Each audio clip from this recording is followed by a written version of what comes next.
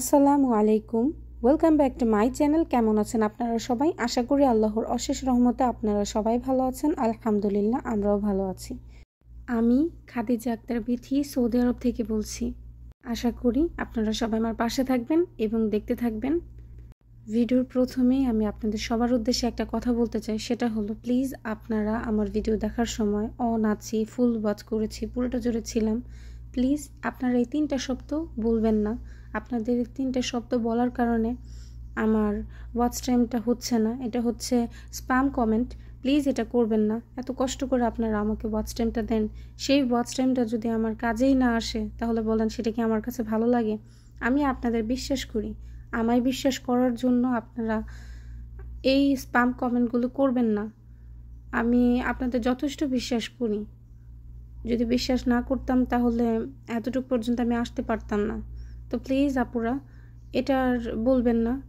তাই আজকে ভিডিও শুরুতে এই কথাটা বলে দিলাম। সবসময়ই বলি, আবার কমেন্ট করে লিখেও দিই, তারপরেও কেন জানি না কিছু কিছু আপুরা আছে তারা ফুল ওয়াচ করেছে এই কথাটা বলে যায়। আমি জানি আপুরা আপনারা কষ্ট করে আমার ভিডিও দেখেন। আমি চাই না যে এই টাইমটা আমার না আসুক, আমার ওয়াচ টাইমটা কমে যাচ্ছে। তো প্লিজ আপুরা আপনারা আমার সিনিয়র আপু বুঝেন, তাহলে এটা আর করবেন না। আমি কারো ভিডিওতে গিয়ে স্প্যাম কমেন্ট করি না। প্রত্যেকটা আপুরা তাদের ভিডিওতে এই কথাটা বলছে। তো প্লিজ এটা আর করবেন না। আপনাদের প্রতি আমার অনেক ভালোবাসা। আপনাদের সাপোর্টের কারণে আমি এতটুকু পর্যন্ত আসতে পেরেছি। আপনাদের সবার প্রতি অনেক দোয়া এবং ভালোবাসা।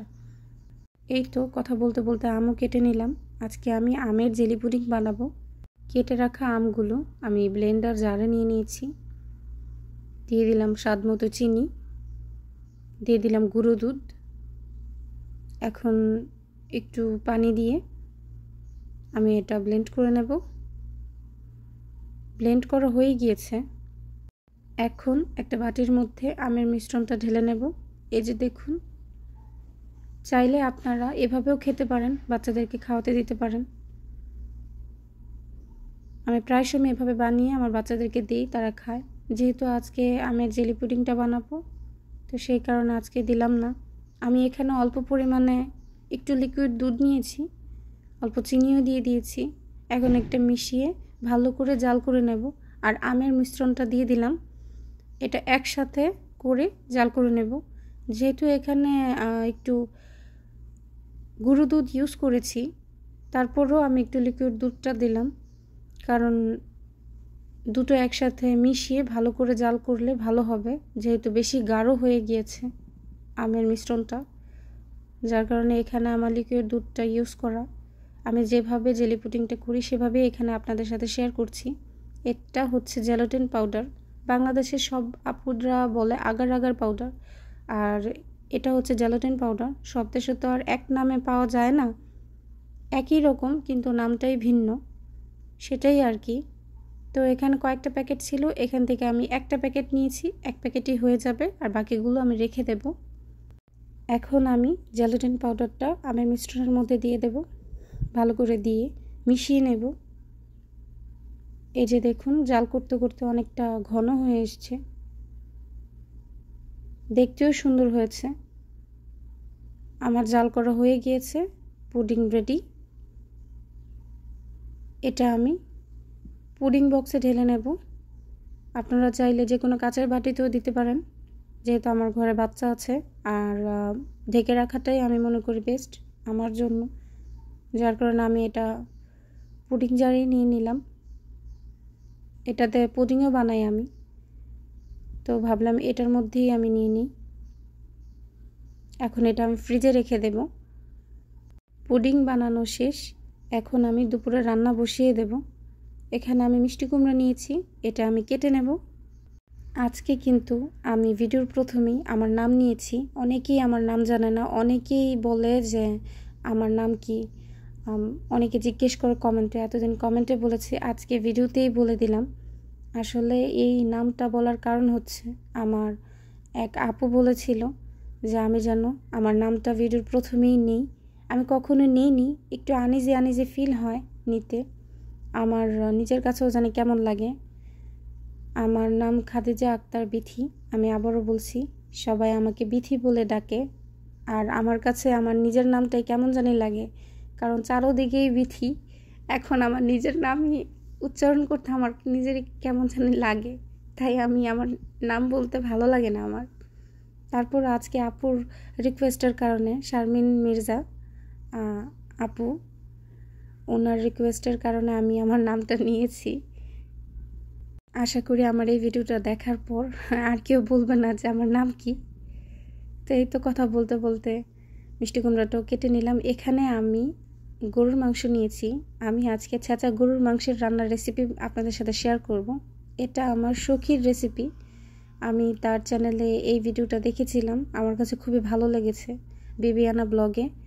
ওই আপুটাকে আমি মাংস এইভাবে ছেঁচে রান্না করতে দেখেছিলাম, আমার ভীষণ ভালো লেগেছিল, তাই ভাবলাম আপুর রেসিপিটা আপনাদের সাথে আজকে শেয়ার করি। ছেঁচার মাংস ভুনা, সেটাই আজকে আমি আপনাদের সাথে রান্না করে শেয়ার করব।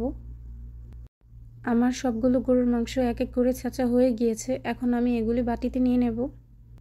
আমি রেগুলার ভিডিও দিতে পারি না একটু প্রবলেমের কারণে। আমার আপুরা আমাকে কমেন্ট করে বলেছে যে আমি অসুস্থ কি না।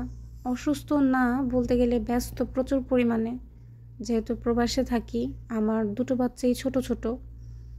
বলে না, আল্লাহ যখন দেয় নাই তখন আমার কোল একদম খালি ছিল, আর যখন দিয়েছে তখন একটা হওয়ার পরে আরেকটা হয়ে গেছে। আমি আমার পার্সোনাল বিষয়টা আপনাদের সাথে আজকে একটু শেয়ার করলাম। তা আমার হয়ে গেছে ওইরকম।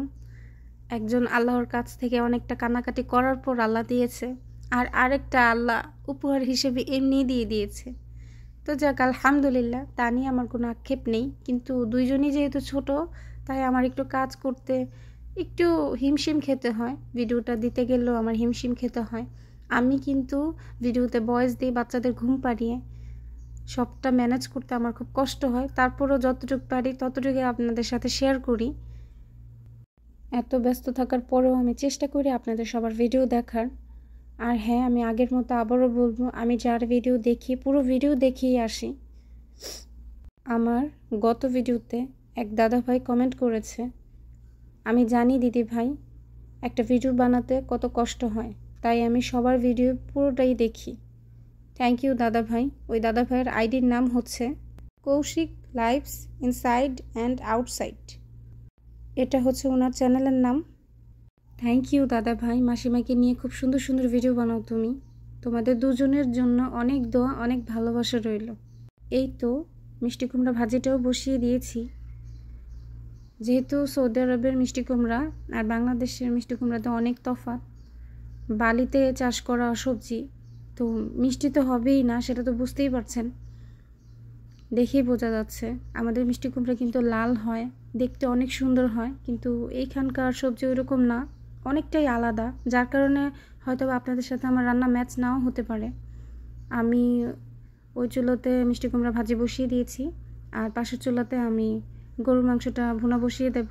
দিয়ে দিলাম তেল, পেঁয়াজ, সব কিছু একসাথে দিয়ে পেঁয়াজটা ভালো করে ভেজে মশলা টশলা দিয়ে কষিয়ে নেব। এখন আমি আমার আরেকজন খুবই প্রিয় আপুর নাম নেব। আপুর চ্যানেলের নাম হচ্ছে আমার রান্নাঘর। আপু আমার গত ভিডিওতে লিখেছে, বেবি দুটো মাশাল্লাহ গরুর মাংস পোলাও একসাথে মিক্স করে তেহারি রান্না করলে মাশাল্লাহ, সমুদ্র পাড়ে ঘোরাঘুরি, ভাইয়া ও ছেলে মেয়ে সব মিলিয়ে মাশাল্লাহ। অনেক অনেক ধন্যবাদ আপু এত সুন্দর কমেন্ট করার। তোমার জন্য অনেক দোয়া রইল, অনেক ভালোবাসা রইল, এভাবেই পাশে থেকো। আর আমার অনেক আপুর আছে আমাকে অনেক অনেক সুন্দর সুন্দর কমেন্ট করেছে, যেটা ধারণার বাহিরে। আমি আপনাদের সবার কমেন্ট যখন পড়ি আমার কাছে ভীষণ ভালো লাগে। আমি ভাবতেও পারিনি আপনারা সবাই আমায় এত সুন্দর কমেন্ট করবেন। আমার আরেকজন আপু আছে, ওই আপুর চ্যানেলের নাম হচ্ছে ইফরাত ডেলি ব্লগ।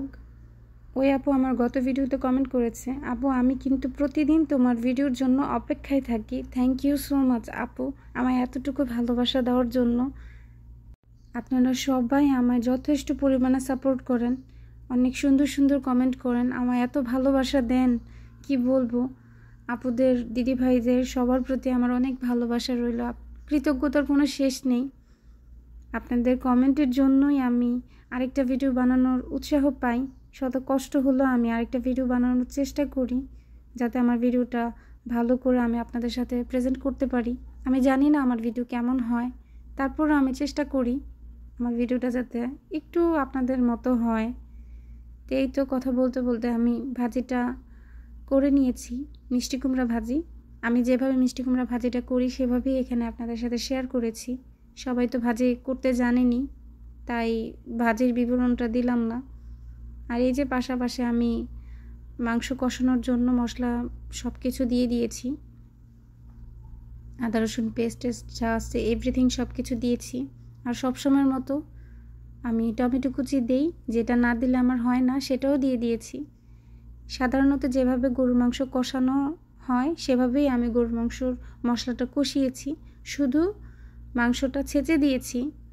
আমি আমার সখীকে এভাবেই দেখেছি সে রান্না করেছে। এখন যেহেতু আমি মাংসটা ধুয়েছি, ধোয়ার পর মাংসটা একটু জট পেকে গেছে, যার কারণে আমি এটা ছাড়িয়ে ছাড়িয়ে একটা একটা করেই দিচ্ছি। আপনারা যেভাবে সুবিধা সেভাবেই রান্না করবেন।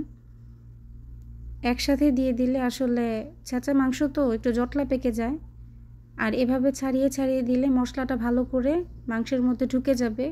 এই তো সবগুলো মশলার মধ্যে মিক্স করে নিয়েছি। এখন মাংসটা কষানোর জন্য ঢেকে দেব। আর সবসময়ের মতো যেটা চাই সেটা আপনাদের কাছে চেয়ে নেই, যারা যারা কষ্ট করে আমার ভিডিওটি এখনও পর্যন্ত দেখছেন তারা প্লিজ আমার ভিডিওটিতে একটা লাইক দিয়ে কমেন্ট করবেন। আর যারা নতুন আছেন সাবস্ক্রাইব করে আমার পাশে থাকবেন, অল বাটনে ক্লিক করে রাখবেন, যাতে করে নোটিফিকেশন পেলে আমার ভিডিওটা আপনারা সহজে পেয়ে যেতে পারেন। আর প্লিজ একটু কষ্ট করে কমিউনিটিতে গিয়ে মেসেজটা দিবেন। আপনাদের খুঁজতে আমার খুব কষ্ট হয়। আমার কমিউনিটিতে গিয়ে একটা মেসেজ দিয়ে দিলে আমি খুব সহজেই আপনাদের পেয়ে যাব। আর 24 ঘন্টার আগেই আমি কিন্তু আপনাদের সাবস্ক্রাইব করতে পারবো না, সেটা আমি বলে দিলাম। তো একটু অপেক্ষা করবেন আমার জন্য, সময় হলে আমি অবশ্যই চলে যাব।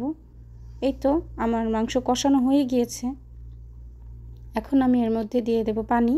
আমি কিন্তু এখানে গরম পানি ইউজ করেছি। আমি সব সময় গরুর মাংসে গরম পানিটা ইউজ করি। আর যেহেতু আমার বেসিংয়ে আমার গরম পানি এবং ঠান্ডা পানি দুটোরই ব্যবস্থা করা আছে, যার কারণে আমার গরম পানি দিতে প্রবলেম হয় না।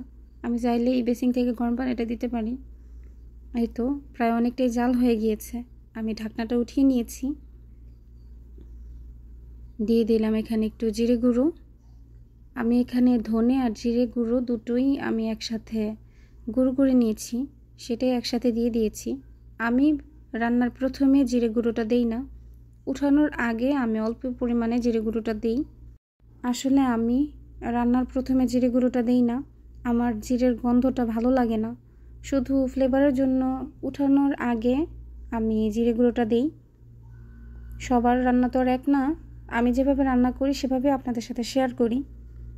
এই তো দেখুন রান্নাটা আমার হয়ে গিয়েছে। ছেঁচা গরুর মাংসের রান্না ভুনা হয়ে গিয়েছে। আশা করি আপনাদের কাছে এটা ভালো লাগবে, চাইলে আপনারা ট্রাই করে দেখতে পারেন। আমার মিষ্টি কুমড়া ভাজিও হয়ে গিয়েছে, গরুর মাংসের ভুনাও হয়ে গিয়েছে। এভাবে চাইলে আপনারা বাসায় একবার ট্রাই করে দেখতে পারেন, আশা করি ভালো লাগবে। আমার হাজব্যান্ডের জন্য প্লেট সাজাচ্ছি। তো আমার হাজব্যান্ড আজকে খেয়ে যে রিভিউটা দিয়েছে সেটা বলি। অনেক মজা লেগেছে তার কাছে। সে আবারও বলেছে যে আবার আনার পর এটা যাতে রান্না করে আমি আবার দিই, খাওয়াই।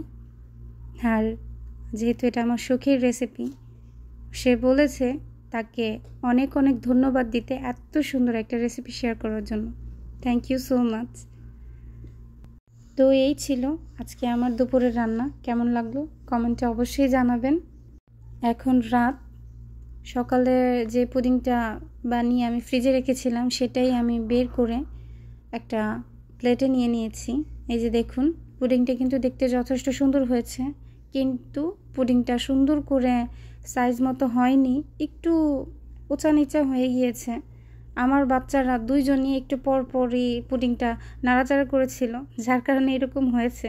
বোঝেনি তো বাচ্চা থাকলে যে কি হয়, যার ঘরে আছে সেই বোঝে।